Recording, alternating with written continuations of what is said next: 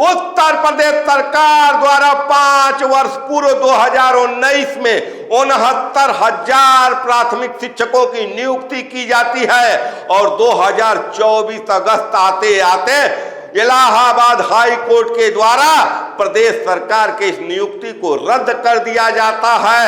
Allahabad high court मानता है कि प्रदेश सरकार द्वारा इस नियुक्ति में आरक्षण प्रक्रिया का पालन नहीं किया गया है।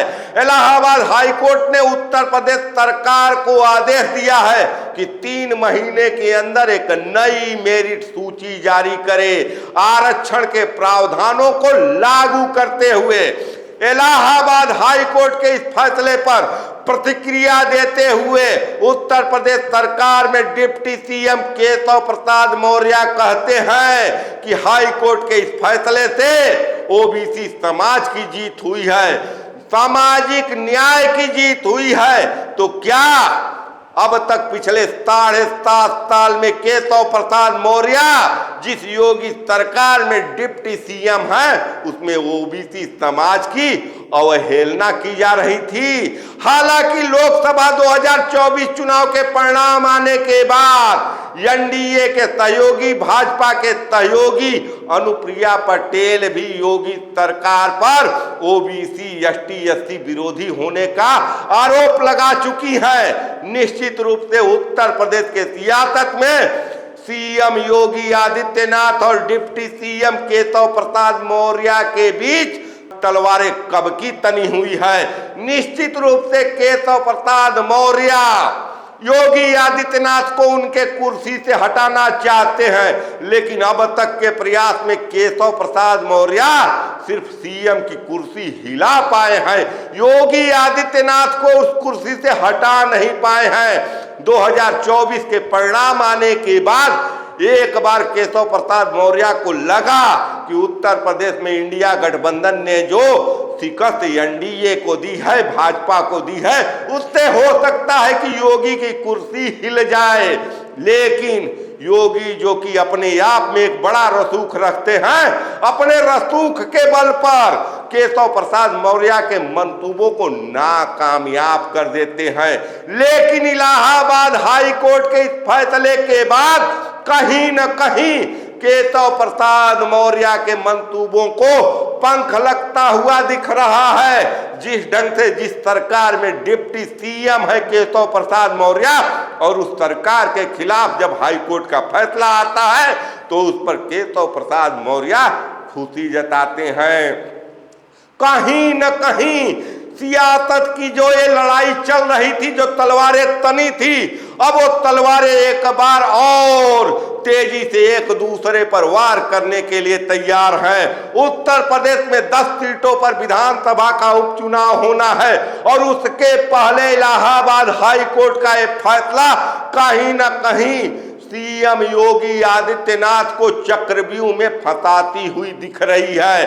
उसके अपने योगी आदित्यनाथ के अपने सहयोगी संजय निषाद की पार्टी, अनुप्रिया की पार्टी, ओम प्रकाश राजभर की पार्टी सब तलवारें लेकर योगी आदित्यनाथ के खिलाफ खड़े हैं। ऐसी स्थिति में उत्तर प्रदेश सरकार में जबकि आरोप लग रहा था कि पिछले 5 साल में कोई शिक्षकों की नियुक्ति नहीं हुई है और 2019 में जो नियुक्ति हुई है उस नियुक्ति को भी अब रद्द कर दिया गया हाई कोर्ट के द्वारा, तो निश्चित रूप से अब परीक्षा की घड़ी योगी आदित्यनाथ की है और निश्चित रूप से ओबीसी आरक्षण, एसटी एससी आरक्षण के खेल में योगी आदित्यनाथ फंसते हुए नजर आ रहे हैं।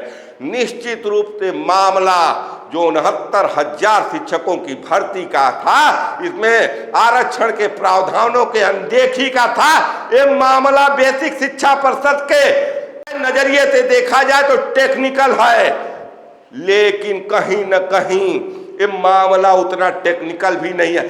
जितना टेक्निकल है उससे कहीं न कहीं ज्यादा इसमें सियासत नजर आ रही है और इस पर सियासत भी होगा।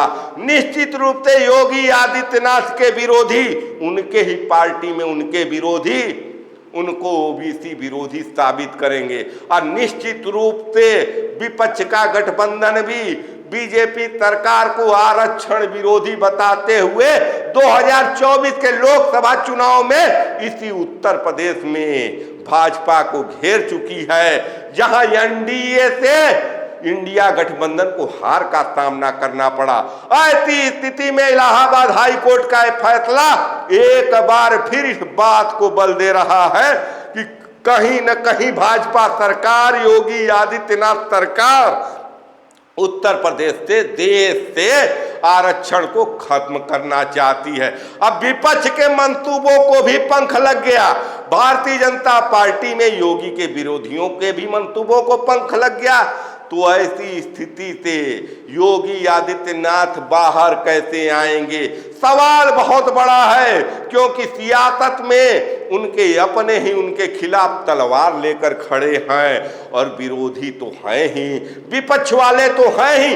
अखिलेश अलग बयान दे रहे हैं, लेकिन अखिलेश के बयान से कहीं न कहीं ज्यादा महत्वपूर्ण बयान हो जाता है केशव प्रसाद मौर्य का, अनुप्रिया पटेल का, जो चिट्ठी भी आरक्षण मुद्दे पर योगी आदित्यनाथ को लिख चुकी हैं। तो क्या ओबीसी आरक्षण के व्यू में योगी आदित्यनाथ फंस गए चक्रव्यूह में?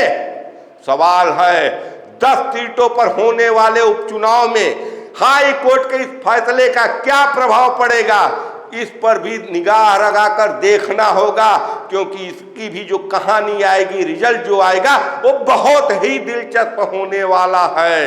निश्चित रूप से एक टेक्निकल मामला आज के तारीख में सियासी रूप ले लिया है और कहीं न कहीं इस सियासत के खेल में केशव प्रसाद मौर्य को बढ़त मिलती हुई दिख रही है योगी आदित्यनाथ पर। लेकिन मैं और जो बताने जा रहा हूं कि यहां केशव प्रसाद मौर्य को ही योगी आदित्यनाथ पर बढ़त नहीं मिल रही है, बल्कि पूरे इंडिया गठबंधन को, इंडिया ब्लॉक को, उत्तर प्रदेश में एनडीए ब्लॉक पर, एनडीए गठबंधन पर बढ़त मिलती हुई दिख रही है। ऐसी स्थिति में 2027 में सत्ता की हैट्रिक लगाना योगी आदित्यनाथ के लिए, या यूं कहे कि अगर योगी आदित्यनाथ कुर्सी से उतर जाते हैं और उस कुर्सी पर केशव प्रसाद मौर्य भी बैठ जाते हैं, तो उनके लिए भी मुश्किल भरा होने वाला है, क्योंकि विपक्ष के भी हाथ में हथियार आ चुका है, विपक्ष के भी तेवर कड़े हो गए हैं, विपक्ष भी मजबूत हो गया है। लेकिन हाई कोर्ट का ये जो फैसला है, निश्चित रूप से इस फैसला आने के बाद उत्तर प्रदेश की योगी सरकार सकते में है। आज रविवार को एक हाई लेवल मीटिंग हो रही है, उसमें बेसिक शिक्षा मंत्री भी बैठ रहे हैं, योगी आदित्यनाथ भी बैठ रहे हैं, मुख्य सचिव भी बैठ रहे हैं, बेसिक शिक्षा विभाग के भी सचिव बैठ रहे हैं। और निश्चित रूप से चुनौतियां दोनों तरफ से हैं। एक तो वो चुनौती है कि जो अभ्यर्थी पिछले 5 साल से नौकरी किए हुए हैं, जिस नौकरी के बल पर उनकी शादी हुई है, जिस नौकरी के बल पर वो शिक्षक कार लोन लिए हैं, हाउसिंग लोन लिए हैं, उसकी ईएमआई आगे कैसे भर पाएंगे? अगर नौकरी हाथ से चली जाती है तो निश्चित रूप से एक बड़ा वर्ग तैयार होने वाला है जो योगी आदित्यनाथ के खिलाफ खड़ा होगा, सिर्फ इस वजह से कि 5 साल नौकरी करने के बाद उनको नौकरी से हटा दिया गया। और एक दूसरा वर्ग वो भी है जिनको नौकरी मिलेगी, बावजूद इसके वो योगी आदित्यनाथ के सरकार पर आरोप लगाएंगे कि ये सरकार 5 साल तक हमारे हक को मारे रही, कहीं न कहीं हम आंदोलन न करते, हम कोर्ट न जाते तो ये सरकार हमारे हक को मार लेती, हमें न्याय नहीं मिलता। तो कहीं न कहीं टेक्निकल रूप से, सियासी रूप से, हर तरफ से योगी आदित्यनाथ आरक्षण के इस व्यू में फंसते हुए दिख रहे हैं। देखना बहुत ही दिलचस्प होगा कि उपचुनाव में होने वाले या 2027 में होने वाले विधानसभा चुनाव के पहले योगी आदित्यनाथ कैसे इस चक्रव्यूह को तोड़ेंगे, कैसे खुद को सर्व समाज का नेता घोषित करेंगे, इस पर मेरी भी निगाह है, आप भी निगाह लगाकर रखिए। और अपने कमेंट राय दीजिए कि योगी आदित्यनाथ क्या वाकई इस चक्रव्यूह में फंस गए हैं। क्या योगी आदित्यनाथ विपक्ष के और सत्ता पक्ष के अपने विरोधियों के इस चक्रव्यूह को तोड़कर बाहर निकलने में कामयाब होंगे? अपने राय विचार कमेंट कर जरूर बताएं। देखते रहिए खबरों के खिलाड़ी। मैं आपका पंकज कुमार। जय हिंद, जय भारत, नमस्कार।